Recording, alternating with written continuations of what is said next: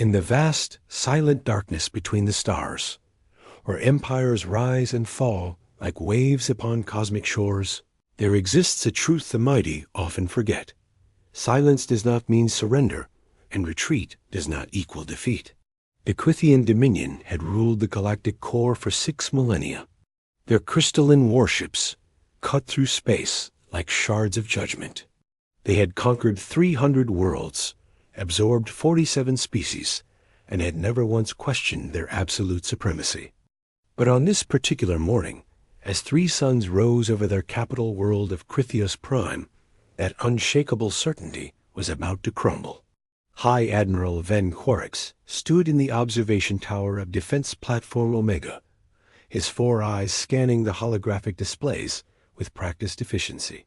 His silver exoskeleton gleamed under the artificial lights, each plate etched with the victories of his 3-century military career. Beside him, junior strategist Pellerim nervously adjusted her sensory implants, trying to make sense of the data flooding her terminal. The humans had been quiet for too long. 42 cycles had passed since the Dominion had destroyed their primary colony at New Horizon, an attack meant to be a brutal lesson. Since then, humanity had withdrawn to the frontier regions, their presence reduced to scattered outposts. Most Crithian commanders assumed the species was dying out, too broken to resist, too weak to matter. But Quarix knew better. He had fought enough wars to understand that wounded predators were always the most dangerous kind.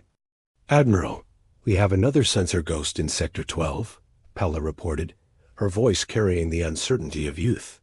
"That makes 17 unexplained readings this rotation." Quarix moved to her station, his massive frame casting shadows across the glowing displays. A sensor ghost was just a brief flicker on the edge of detection, gone almost before it registered. No ship signature, no energy trail, nothing but a momentary distortion in the fabric of space itself. "Duration?" he asked. 0.3 seconds, same as the others. "Location relative to our patrol routes?" Pella brought up a tactical overlay. The sensor ghosts appeared in a disturbing pattern around the outer defensive perimeter. Each one was perfectly positioned to observe Crithian fleet movements without being detected. Someone was watching them, mapping their defenses with systematic precision. "Notify Central Intelligence," Quarix ordered. "I want deep scans of every system within 50 light years. Something is moving through our space, and I want to know what it is." Across the platform, Communications Officer Brent Callis received a transmission from Patrol Group 7. His face paled as he processed the message. "Admiral, we have a situation. Patrol Group 7 reports they are under attack." Quarix strode to the main display. "Show me." The hologram expanded to show the patrol group's last known position near the abandoned human colony of Freeport Station. 8 Crithian warships had been stationed there, sweeping the void. "Details," Quarix demanded. "They transmitted a distress signal 14 minutes ago. Multiple hostile contacts, unknown classification. Then communications went dark." 14 minutes? Quarix's mandibles clicked in frustration. Why am I only hearing about this now? Callis looked uncomfortable. "Sir, the transmission was heavily corrupted. Our systems flagged it as a false alarm until analysis could confirm authenticity. By the time we verified it was genuine, all contact had been lost." Quarix pulled up the sensor records from nearby monitoring stations. There was nothing. No battle debris, no energy signatures from weapons fire, no distress beacons. 8 military vessels and over 4,000 Crithian warriors had simply vanished as if they had never existed. "Deploy Search Group Theta. I want that sector swept clean." "Sir," Callis replied, "Search Group Theta is currently investigating the disappearance of Patrol Group 3. Quarix turned slowly. "Patrol Group 3 disappeared?" "Yes, sir. 6 days ago in Sector 19. We sent Search Group Theta to investigate yesterday. And you did not think to inform me of this?" Callis straightened. "Admiral Patrol Group 3 was investigating reports of equipment malfunction. Their disappearance was initially classified as a possible accident. Standard procedure is to conduct a full investigation before escalating to command level. Standard procedure, Quarix countered, assumes we are dealing with accidents, not hostile action. He brought up a system-wide tactical display. Show me all missing vessels in the past 30 days. The display populated with markers. Quarix felt his secondary heart accelerate. 23 vessels had gone missing in the past month alone. All of them in the outer territories, all of them investigating routine matters, and all of them had vanished without a trace or a warning. Pella worked her console frantically. Admiral, I am cross-referencing the disappearances with the sensor ghosts. There is a correlation. Every ghost sighting occurred within 48 hours of a vessel going missing in that sector. Someone is hunting our patrols, Quarix said quietly, tracking their movements, waiting for them to be isolated, and striking. But who has that capability? Pella asked. The Vrex Consortium lacks the military strength. The Silicon Collective hasn't left their nebula in 200 years. The regional powers are all subjugated or destroyed. Quarix pulled up the intelligence files on humanity. The data was sparse, mostly observations from before the war. Humans were classified as a developing species, Tier 4 technology, lacking the industrial capacity for serious military production. Their ships used primitive fusion drives and projectile weapons. But the file also contained a chilling warning from the intelligence division. Humans adapt quickly. They study their enemies. They learn. What do we actually know about current human capabilities? Quarix asked. Callis brought up the latest intelligence summary. Very little, sir. After the New Horizon action, human vessels ceased all communication with other species. They withdrew to uncharted regions. Our last confirmed sighting of a human ship was 8 months ago. 8 months of silence, Quarix mused. 8 months of building, planning, preparing. Before anyone could respond, every alarm on the platform began screaming simultaneously. The main display lit up with hostile contact warnings. Not just a few ships, but hundreds of them, appearing across 30 different systems in perfect coordination. Pella's voice shook as she read the data. Admiral, I am reading massive energy signatures throughout the outer territories. New contacts are materializing faster than the sensors can track them. Classification? Unknown, sir. The energy signatures do not match any species in our database. They are using some form of point-to-point translation technology. No hyperspace corridor, no dimensional rifts. They are simply appearing. Quarix watched the display in growing horror. Human ships were materializing throughout Krithian space, their positions calculated with frightening precision. They were not attacking randomly. Each contact corresponded to a critical infrastructure target. Shipyards, supply depots, communication relays, fuel processing stations. This was not a raid. This was an invasion. Get me Supreme Commander Therix. Emergency channel. As Callis worked to establish the connection, Quarix studied the attack pattern. The humans had been watching for months, perhaps years, mapping every defensive position, identifying every weakness. They had let the Dominion believe them to be broken while they prepared for this moment. Therix's image appeared on the display, his ancient features twisted with fury. Report, Supreme Commander, we are under coordinated assault. Unknown number of hostile vessels appearing throughout the outer territories. I believe this is a human offensive. Impossible. Intelligence reports indicate humans possess fewer than 200 military vessels. Then intelligence was wrong. Sir, Quarix highlighted the tactical display. I am reading over 1,500 contacts, possibly more. They have been concealing their true strength. Therix was silent for a moment. All fleet commanders are to engage immediately. Show these primitives what happens when they challenge the Dominion. The transmission ended. Quarix began issuing orders, mobilizing every available ship.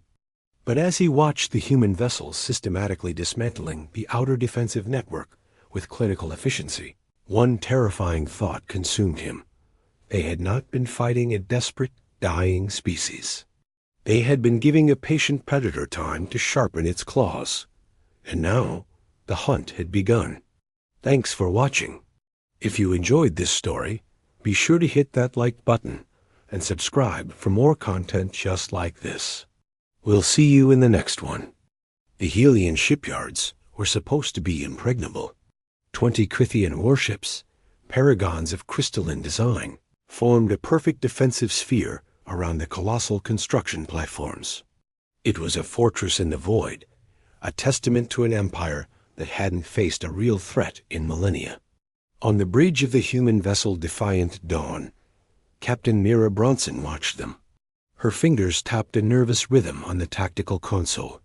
Surrounding her ship were 47 others, their dark, brutalist hulls practically invisible against the star-dusted black. Human ships weren't elegant. They were weapons, armored in composites that drank sensor waves instead of reflecting them. They still think we use their technology, her executive officer, Thomas Reeve, observed. His gray beard was a map of decades spent in the cold vacuum of space. Look at their formation. A classic defense against a hyperspace assault. They're waiting for us to come charging down a corridor they control. A humorless smile touched Bronson's lips. Then let's show them what we actually learned from studying their ships. Navigation. Spin up the displacement drive. Target coordinates Alpha through Delta 7.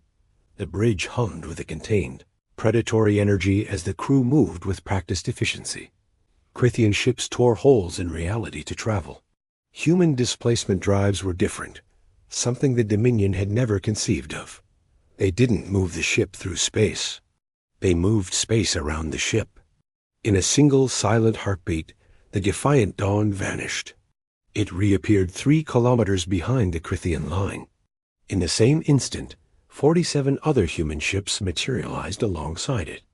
Their weapon systems were already locked on before the enemy's sensors could even register the impossible shift.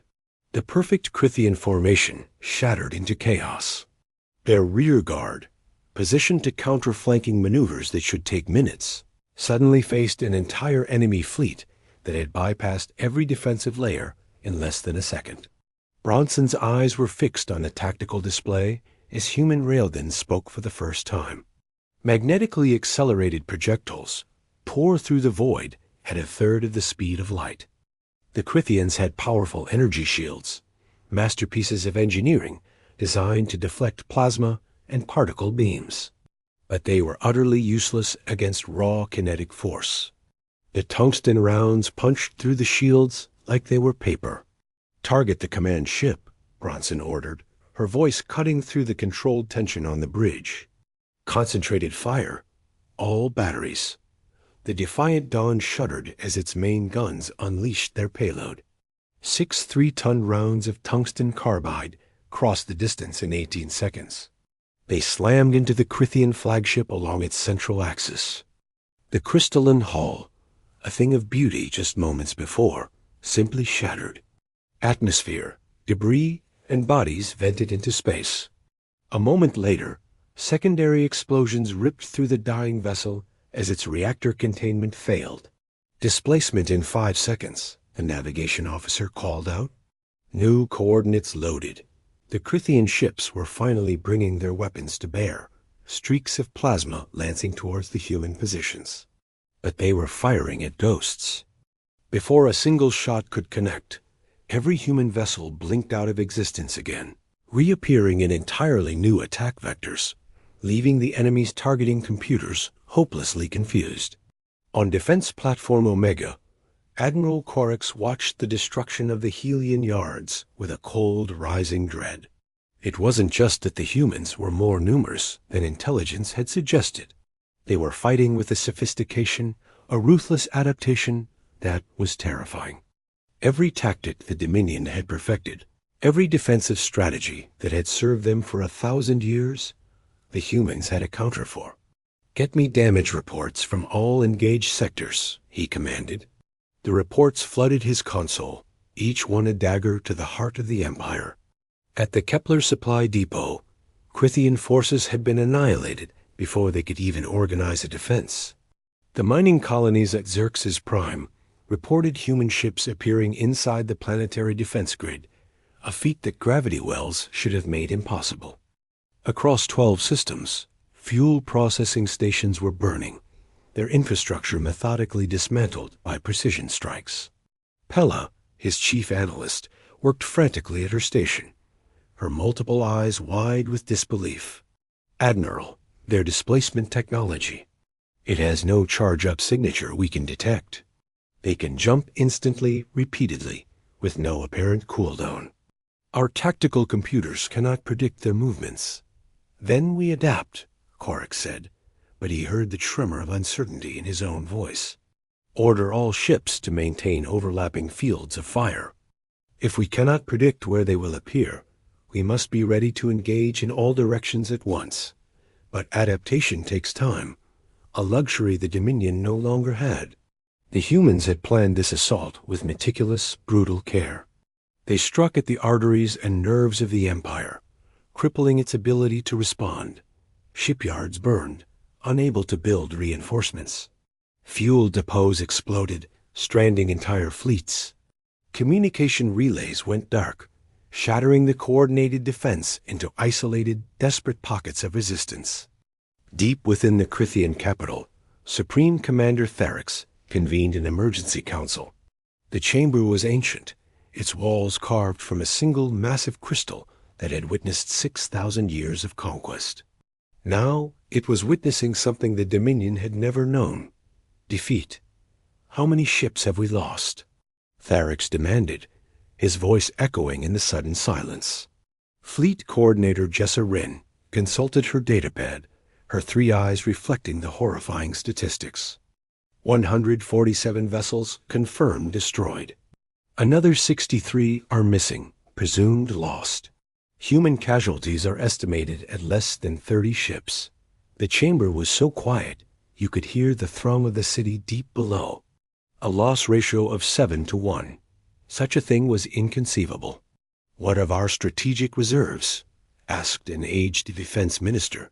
We have approximately 2,000 warships in the core territories, Wren replied. But mobilizing them will take time. The humans have shattered our forward supply network. Our ships will need to carry their own fuel and ammunition for any extended campaign. Then mobilize everything, Tharix commanded. Strip the core defenses if you must. I want every available vessel deployed to the frontier within 48 hours. Supreme Commander, a voice interrupted. Admiral Korix's image shimmered into existence on the central display, broadcasting from his besieged platform. I must advise against committing our reserves. We do not yet understand their capabilities. If we send everything and they have more surprises, we risk losing our entire fleet. Are you suggesting we surrender, Admiral? Tharix's voice was laced with ice. I am suggesting we fight intelligently, Korix replied, choosing his words with care. They have demonstrated superior mobility and tactics, but they must have limits. No drive can move infinite mass across infinite distances. Their ships must have fuel constraints, ammunition limits, crew fatigue. If we can force them into a sustained engagement, we might discover their weaknesses. He was right. Back on the Defiant Dawn, Bronson and her crew were discovering those very limitations. The displacement drive was an energy hog. 8 consecutive jumps had drained their reactor reserves to dangerously low levels. Engineering reports we need 6 hours to recharge the displacement capacitors, Reeve told her. We have one more emergency jump, but after that, we're stuck with conventional propulsion. Bronson studied the tactical map. Her strike group had been brutally effective, destroying 3 major Krithian installations. But enemy reinforcements were finally starting to arrive in force. Without the displacement drive, human ships were on roughly equal footing with Krithian vessels. And equal meant casualties. Humanity could afford to trade ships 1 for 1 with an empire that could draw resources from dozens of worlds. "Signal the fleet," she ordered, her voice firm. "Rally point Beta. We execute the withdrawal sequence." Across the sector, human ships began to vanish from Crithian space, displacing back to predetermined coordinates in the deep dark, where they could regroup and recharge. They left behind a chilling message written in fire and wreckage, burning stations and the shattered hulls of an invincible fleet. But as Bronson watched the displacement countdown tick to 0, she knew the easy part was over. The Dominion was bloodied, but it was far from broken. Now, the real war would begin. A grinding campaign of attrition, where human ingenuity would be tested against the sheer numbers and ancient grinding machinery of a galactic empire. And somewhere out there, in the vast, cold darkness between the stars, other human fleet groups were moving into position. They were ready to deliver their own messages, to show the Dominion that the first shocking strike was merely an introduction. The hunters had revealed themselves. Now the chase had begun. Thank you for watching. If you enjoyed this story, don't forget to like, subscribe, and hit that notification bell for more Tales from the Void. The refugee ship Wandering Hope drifted through the debris field that had once been New Horizon Colony. Its sensors silently recorded the skeletal remains of humanity's greatest settlement beyond Earth. Captain Nina Okafor stood at the viewport, her reflection a ghostly overlay against the twisted metal and frozen atmosphere marking where 2 million souls had perished 42 cycles ago. Behind her, the bridge crew worked in respectful silence. Each of them knew someone who had died here. This wasn't just a battlefield. It was a grave. "Why did we come here?" asked young navigator Felix Torres, his voice barely a whisper. He was only 15 when New Horizon fell, too young to fight, but old enough to remember the faces of friends who never escaped. Okafor didn't turn from the viewport. "Because they need to see what we are fighting for. The Crithians think this was a lesson. They were wrong. This was a promise."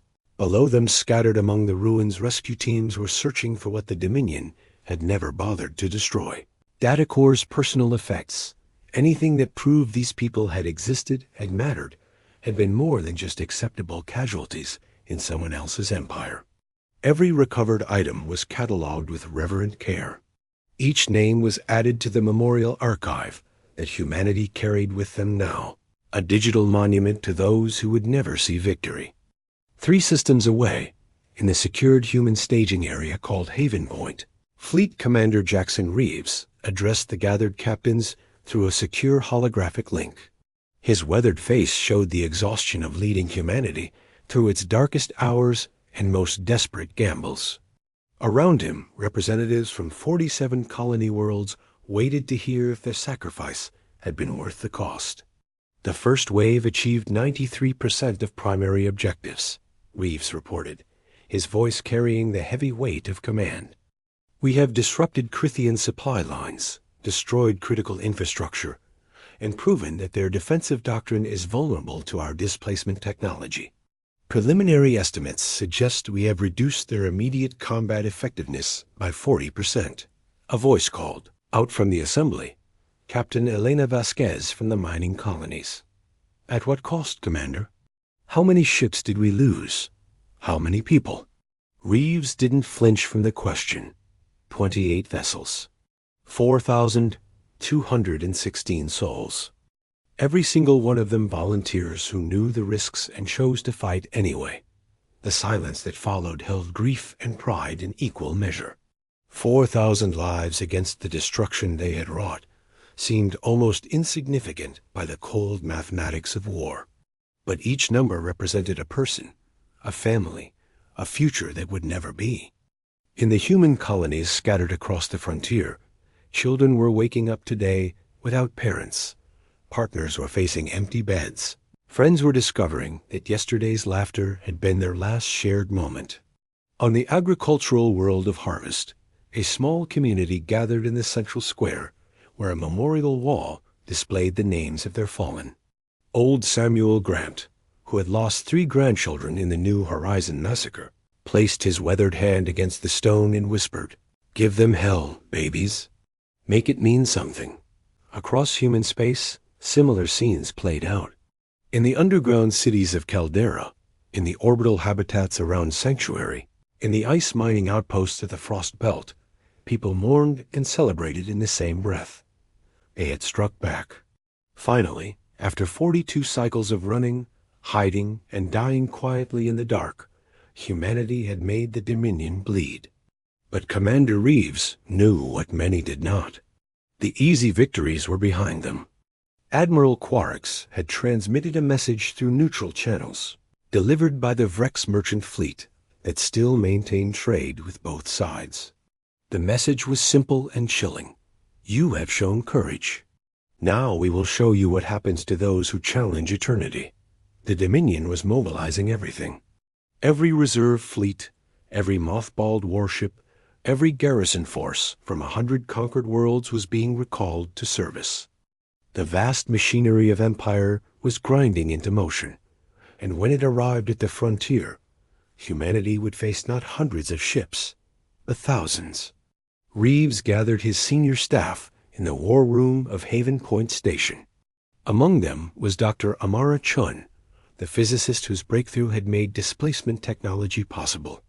Also present were representatives from the colonial militias, the resource management councils, and the civilian leadership that would determine if humanity could sustain a prolonged conflict.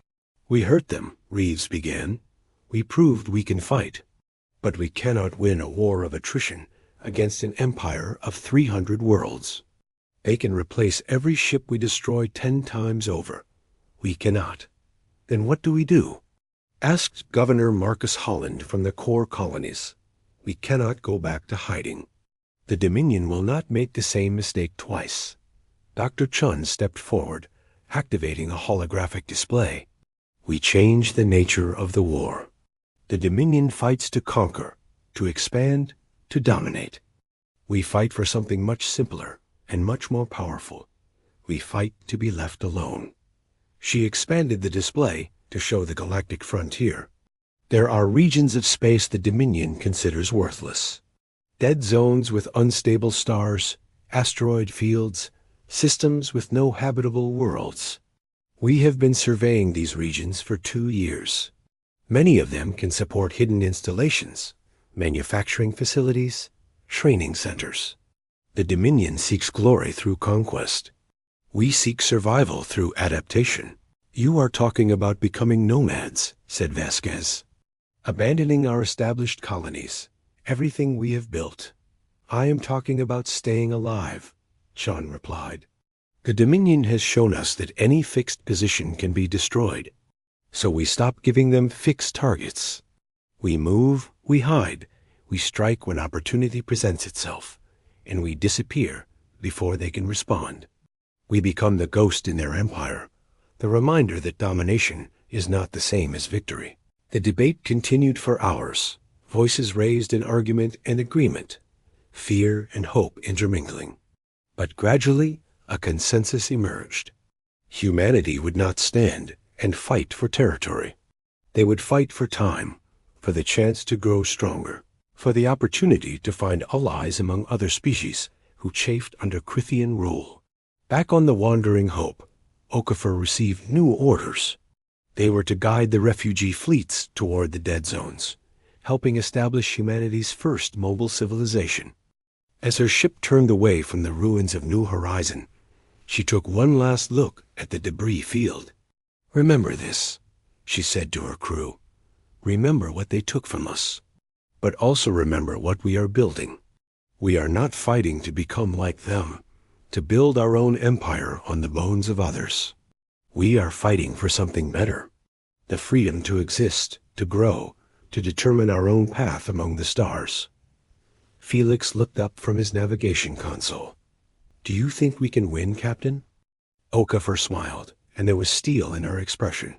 "We already have, Felix. We proved we cannot be erased. We showed them that humanity is not a problem they can solve with violence. Everything after this is just convincing them to accept that truth." As the Wandering Hope jumped toward its new destination, carrying survivors and hope, in equal measure, a message transmitted across all human channels. It was simple, just 7 words, but they echoed through every ship, every station, every hidden outpost where humanity clung to existence. We are still here. We will endure. And in that moment, scattered across 1,000 light years, ordinary people doing extraordinary things felt something they had not experienced since the fall of New Horizon. They felt the possibility of tomorrow. Thanks for watching, and if you enjoyed this story, be sure to like and subscribe for more.